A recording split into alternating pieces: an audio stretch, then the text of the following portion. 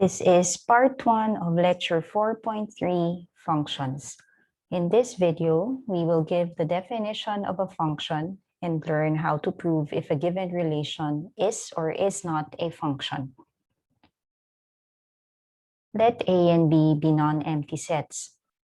A function from A to B is a relation from A to B such that for any element x in A, there is a unique y in B such that the ordered pair xy is an element of f. We sometimes write the function f from A to B as shown. If the ordered pair xy is an element of f, we write y as f open parentheses x close parentheses, which we read as f of x. The following Venn diagrams are examples of relations which are functions from set A to set B. Observe that in a function, it is possible for two different elements in the domain to correspond to the same element in the range. In contrast, here are some Venn diagrams of relations which are not functions from the set A to the set B. In the relation on the left, there is an element in the set A which does not correspond to any element in the set B. Hence, the relation is not a function from A to B. In the relation on the right, some element of set A corresponds to more than one element in set B. So again, the relation is not a function from set A to set B. For a function f from set A to set B, the set B is called a codomain of f. If the object x is related to the object y under f, y is called the image of x. On the other hand, x is called a pre-image of y. Note that by the definition of a function, the image of any object in the domain is unique, but the pre-image of an object in the range is not necessarily unique. Consider the relation f consisting of all ordered pairs xy of real numbers satisfying the equation x plus y equals x times y. We claim that this is a function from the set of all real numbers not equal to 1 to the set of all real numbers not equal to 1. This is equivalent to the condition for any element x in the set of all real numbers not equal to 1, there is a unique element y in the set of all real numbers not equal to 1 such that x plus y equals x times y. We begin our proof by letting x be any real number not equal to 1. To prove existence, take y to be x over x minus 1. We need to show that y is a real number not equal to 1 and that x plus y equals x times y. Since x is not equal to 1, the denominator x minus 1 is non-zero, so y is a real number.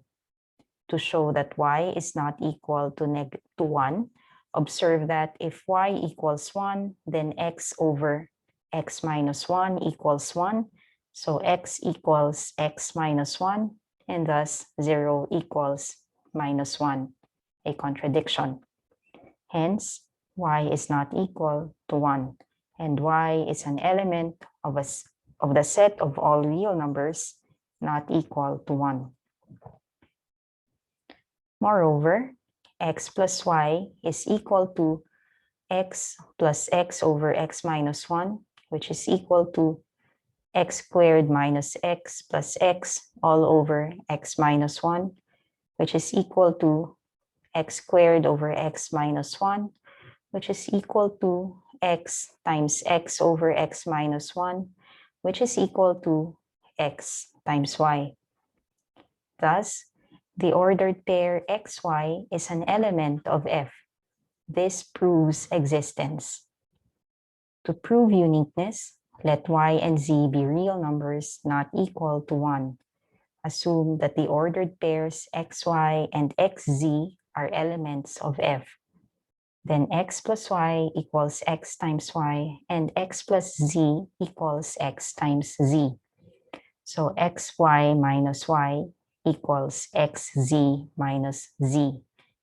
Therefore, x minus 1 times y equals x minus 1 times z.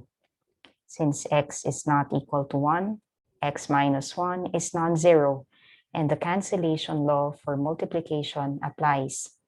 Thus, y equals z. This proves uniqueness. Therefore, f is a function from the set of all real numbers not equal to 1 to the set of all real numbers not equal to 1.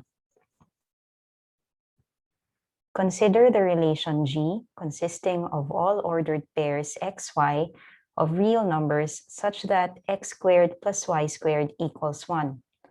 We claim that G is not a function from the closed interval from -1 to 1 to the closed interval from -1 to 1.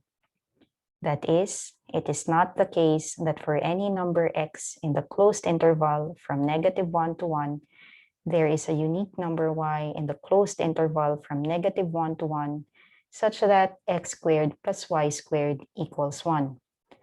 This is equivalent to the condition that for some number x in the closed interval from -1 to 1, either there is no number y in the closed interval from -1 to 1, such that x squared plus y squared equals y, or there are numbers y and z in the closed interval from -1 to 1, such that x squared plus y squared equals 1, and x squared plus z squared equals 1, and y is not equal to z. Indeed, take x to be 0, y to be 1, and z to be -1. Then, both y and z are numbers in the closed interval from -1 to 1, with x squared plus y squared equals 1, and x squared plus z squared equals 1. However, y is not equal to z.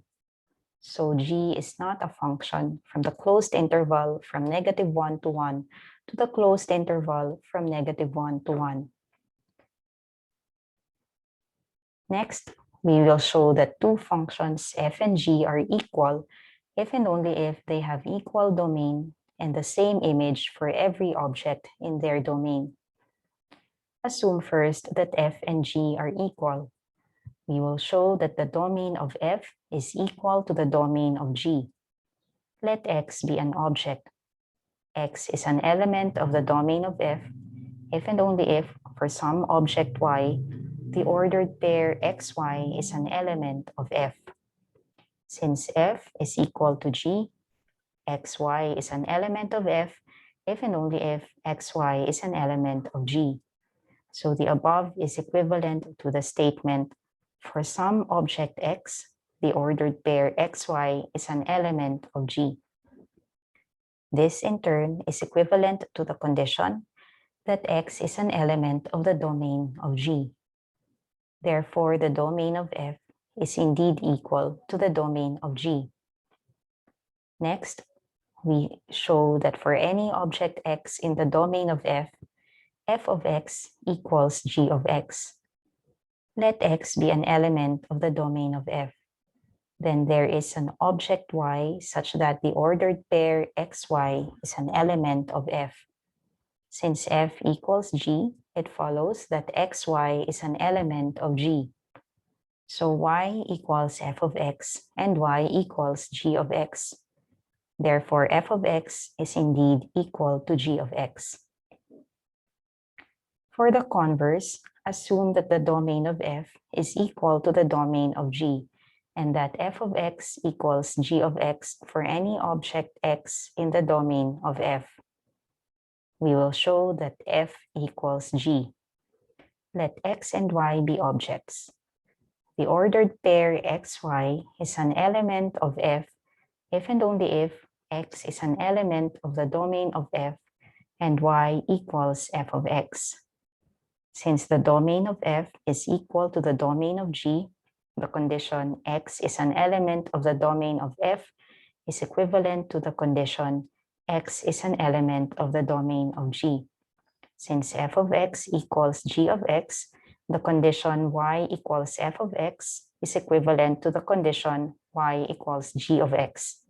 So the above is equivalent to x is an element of the domain of G and y equals g of x. This holds if and only if the ordered pair xy is an element of G. Therefore, f is equal to G. You have come to the end of part 1 of lecture 4.3. You may now proceed to part 2. Thank you for your attention.